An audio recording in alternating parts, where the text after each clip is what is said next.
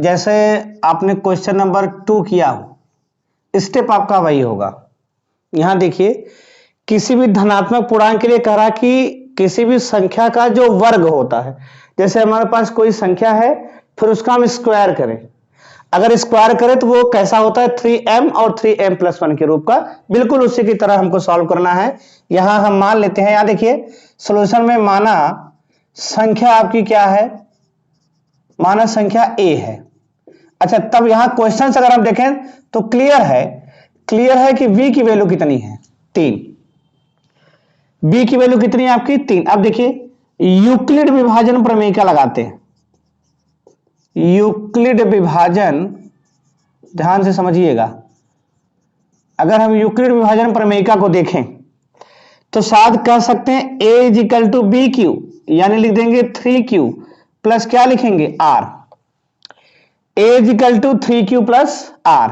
तो यहां से अगर हम लोग देखें तो r की वैल्यू जो होगी आपकी क्या क्या हो सकती है, संभव 0 हो सकती है, 1 हो सकती है और 2 हो सकती है।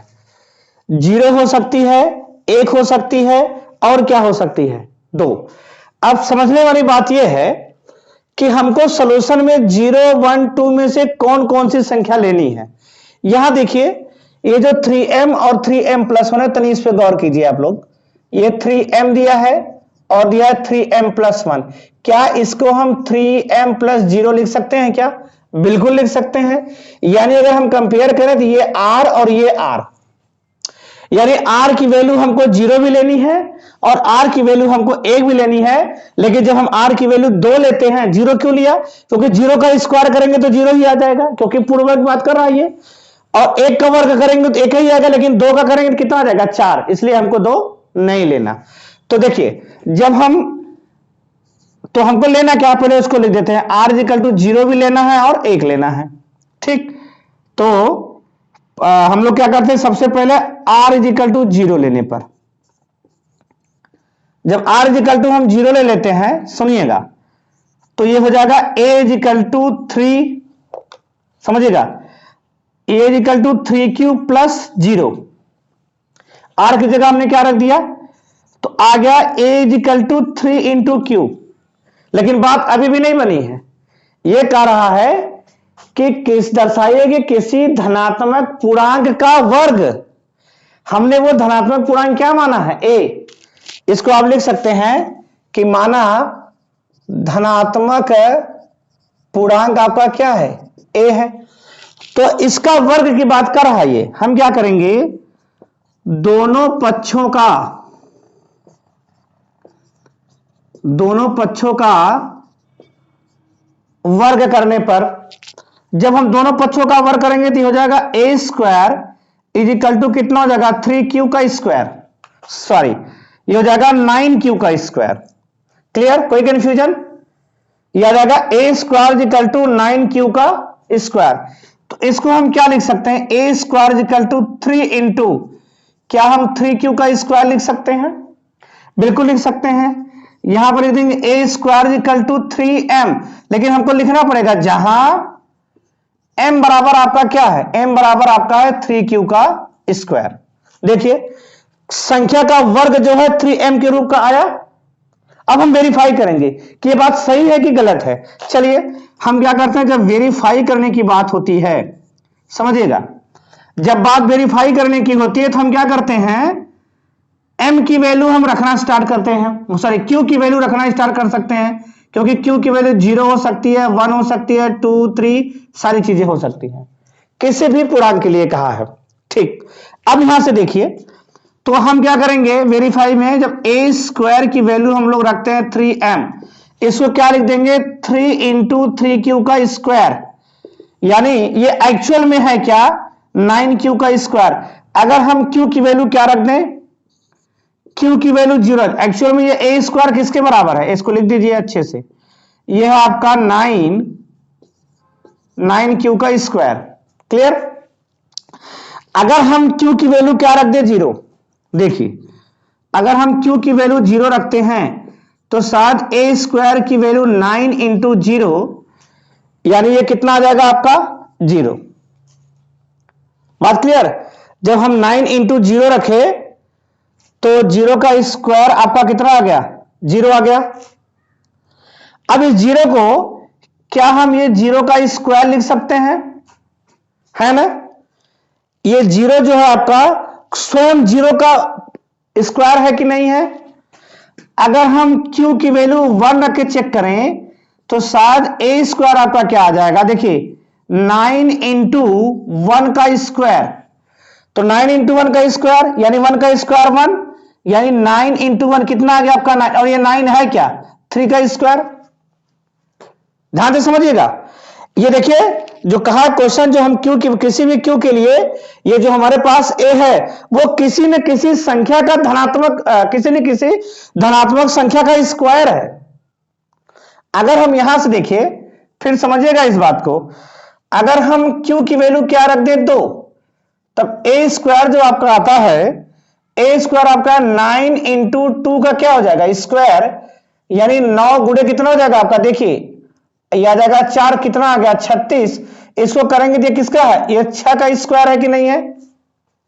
कहने का मतलब ये जो 3m है, इस 3m में हम q की वैल्यू कुछ भी रखें वो किसी न किसी धनात्मक संख्या का क्या है वर्ग आता है। और बिल्कुल आ रहा, 0 आया तो 0 का वर्ग, 3 आया तो 3 का, 9 आया तो हम 3 का वर्ग लिख सकते हैं, 36 आ गया तो 6 का वर्ग लिख सकते हैं। एक बार q की वैल्यू हम 3 रख के चेक कर लें, आ जाएगा a square is equal to, ध्यान से समझिएगा 9 इंटू 3 का क्या हो जाएगा ये स्क्वायर, यानी हो जाएगा 9 मल्टीप्लाइड बाई 3 3 का कितना हो जाएगा 9, ये आ गया आपका कितना 9 9 81। अब बताइए ये 9 का वर्ग है कि नहीं है, बिल्कुल है। तो ऐसे हम कोई भी नंबर रख के चेक कर लें, जैसे हम q की वैल्यू 4 को ही रख के अगर चेक कर लें तो ए स्क्वायर इज इक्वल टू कितना आ जाएगा 9 इंटू 4 का स्क्वायर।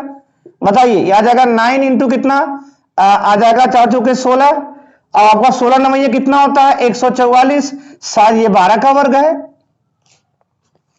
तो ऐसे ही हम क्योंकि कुछ भी वैल्यू रख के चेक करेंगे, जो हमारा आंसर देगा वो किसी न किसी संख्या का वर्ग होगा। क्वेश्चन क्या कर रहा है कि यूक्लिड विभाजन प्रमेयिका का प्रयोग करके दर्शाइए कि किसी धनात्मक पूर्णांक का वर्ग जो होता है वो किस रूप का होता है, 3m या फिर 3m plus 1।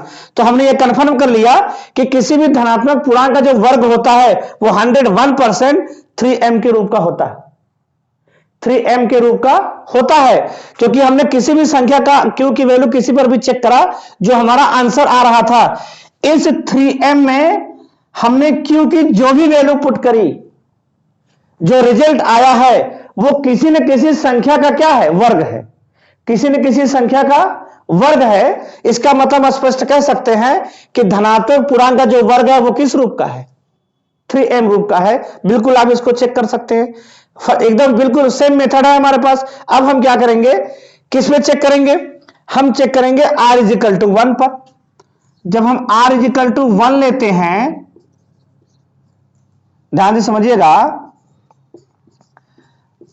r is equal to 1 लेने पर आपका क्या हो जाएगा, यूक्लिड विभाजन प्रमेय का क्या कहता है, ये हो जाएगा a इज इक्वल टू, बताइए 3q प्लस 1 हो जाएगा आपका, a is equal to 3q plus 1। हम क्या करेंगे, वर्ग लेना है तो कह देंगे दोनों पक्षों का वर्ग करने पर। जब हम दोनों पक्षों का वर्ग करेंगे तो शायद ही हो जाएगा a square equal to 3q plus 1 का क्या आ जाएगा whole square, a square equal to 3q plus 1 का होल स्क्वायर। तो यहां पर आप फॉर्मूला लगा सकते हैं, ए स्क्वायर यानी 9q स्क्वायर प्लस ये आ जाएगा 1 आपका बी स्क्वायर, फिर प्लस कितना हो जाएगा 2ab, तो 2/3 कितना हो जाएगा 6q। फिर से देखिए ए स्क्वायर यानी 3q का स्क्वायर यानी 9q स्क्वायर आएगा, प्लस बी स्क्वायर यानी 1 आ जाएगा, 2ab, 2a की जगह 3q 2/3 6q, फिर b की जगह a का मल्टीप्लाई करेंगे वही आ जाएगा। हमको किस फॉर्मेट में लेके आना है, 3m प्लस 1 के। तो हम क्या करेंगे 9q स्क्वायर प्लस 6q को यहां रख देंगे और प्लस ये कितना आ जाएगा 1। बताइए क्या यहां से इस चीज को थोड़ा सा ऊपर लिखे, नहीं तो शायद दिखाई न दे आप लोग को, तो इस चीज को हम इरेज करते हैं। देखिए ध्यान से समझिए बढ़िया से, इस वाले टर्म को हम उठा के यहां रखते हैं। देखिए ये आपका आ गया ए स्क्वायर इक्वल टू आपका क्या आ गया 9q square plus 6q plus 1। देखिए इन दोनों टर्म में से क्या हम कॉमन कर सकते हैं? हम कॉमन कर सकते हैं 3q। अगर इसमें से 3q क्या 3 ही कॉमन करिए। अगर यहां से हम 3 को कॉमन करें तो शायद यहां पर लिख सकते हैं 3q स्क्वायर प्लस आ जाएगा आपका 2q प्लस 1। बताइए 3 त्रिक का 9, 3 दूना 6। अब हम क्या लिख सकते हैं इसको? ए स्क्वायर इक्वल टू इस पूरे को हम m मान लें तो 3m प्लस 1 आ जाएगा, जहां m इक्वल टू हमको दिखाना पड़ेगा कि क्या 3q स्क्वायर प्लस 2q है। देखिए a square equal to 3m plus 1 का रूप का तो दिख गया, हमने सेट तो कर लिया, काम अपना बना लिया, लेकिन तब तक नहीं मानेंगे जब तक हम क्या ना करें। बिल्कुल बिना वेरीफाई कैसे मानेंगे? तो हम q की वैल्यू क्या रखते हैं 0। जब हम q की वैल्यू 0 रखेंगे तो देखिए ए स्क्वायर, देखो हम q की वैल्यू रख देते हैं 0 तो जो हमारे पास ए स्क्वायर आता है, देखिए डायरेक्ट इसी में रखा जाए या फिर इसी में रखा जाए कोई फर्क नहीं पड़ता, क्योंकि इसी यम को हमने क्या माना है, इसको माना है। चाहे तो यम की वैल्यू q की रख के यम की वैल्यू निकाले फिर इसमें रख के फिर सॉल्व करें, नहीं तो हम डायरेक्ट इसी में q की वैल्यू रख दे तब वो आ जाएगा। तो कितना आ जाएगा ये इजिकल टू 9 मल्टीप्लाइड बाई 0 का स्क्वायर और फिर प्लस क्या हो जाएगा 6 मल्टीप्लाइड बाई 0 प्लस 1। आपका ये वाला टर्म पूरा 0 हुआ, ये वाला टर्म पूरा 0 हुआ, आंसर आ गया 1। अब बताइए 1 का स्क्वायर लिख सकते हैं नहीं लिख सकते इसको? बिल्कुल लिख सकते हैं। आगे बढ़ते हैं। जब हम q की वैल्यू 1 रखते हैं तो शायद ए स्क्वायर इक्वल टू आपका आएगा 9 मल्टीप्लाइड बाई 1 का square plus 6 multiplied by 1 plus 1 equal to, देखिए ये 9 आ जाएगा आपका, एक करेंगे तो 9 आ जाएगा, एक स्क्वायर 9 1 का 9, और ये देखिए कितना आ गया 6 आ जाएगा, 6 1 का 6, 9 6 15 1 16। अब बताइए 4 का स्क्वायर है कि नहीं है? बिल्कुल है 4 का स्क्वायर। अगर हम q की वैल्यू 2 रख के चेक करें बताइएगा A square equal to 9 multiplied by 2 का square plus 6 multiplied by 2 plus 1 equal to, ध्यान दीजिए 2 दूना 4, 9 चौक 36 और 36 और 12 48 हो जाएगा, 48 1 49, आपका आ गया 49, यानी ये 7 का स्क्वायर है कि नहीं? किसी भी नंबर को रख के चेक करिए, कोई भी नंबर आप रख के चेक करिए, हमेशा यहां जो रिजल्ट आएगा वो किसी न किसी नंबर का क्या होगा स्क्वायर होगा। यहां से आप देखिए आपको 0 का भी स्क्वायर मिला, कहां आपने चेक किया हुआ था? इसके पहले चेक किया था, आपको 0 का भी स्क्वायर मिला, आपको 2 का भी स्क्वायर मिला, 3 का भी स्क्वायर मिला, आपको 4 का भी स्क्वायर मिला। तो कहने के मतलब हम ये कह सकते हैं कि अतः ये स्पष्ट है, क्लियर है कि ये जो 3m और 3m प्लस 1 है ये किसी धनात्मक पूर्णांक का वर्ग होता है। अर्थात हम कह सकते हैं कि 3m या 3m प्लस 1, 3m या 3m प्लस 1 क्या है जी? किसी धनात्मक पूर्णांक का वर्ग है। यह है आपका तरीका क्वेश्चन को सॉल्व करने का। एक दो बार प्रैक्टिस करेंगे, ऐसे और क्वेश्चन आप खोज खोज के करिए इसको, कहीं ना कहीं से अगर कोई कंफ्यूजन है उसको कई बार रिपीट करेंगे, रिपीट करते करते सारे क्वेश्चन आपको क्लियर हो जाना चाहिए एकदम से। मिला जुला के नंबर लाइन का खेल है, जो आप नंबर लाइन पढ़े हुए हैं उसमें से जो आपका नंबर सिस्टम पढ़ाया गया, नंबर सिस्टम के बाद जो रियल नंबर में ढेर सारी नंबर की कैटेगरी पढ़ाई गई है, पूर्णांक गुणांक के बारे में थोड़ी सी जानकारी होगी तो शायद आप सारी चीजों को बड़े आसानी से सॉल्व कर पाएंगे। इसको आप नोट कर सकते हैं। फिर हम अगले क्वेश्चन की ओर चलते हैं जो आपका शायद की लास्ट क्वेश्चन है, क्वेश्चन नंबर 5, उसको भी सॉल्व किया जाए।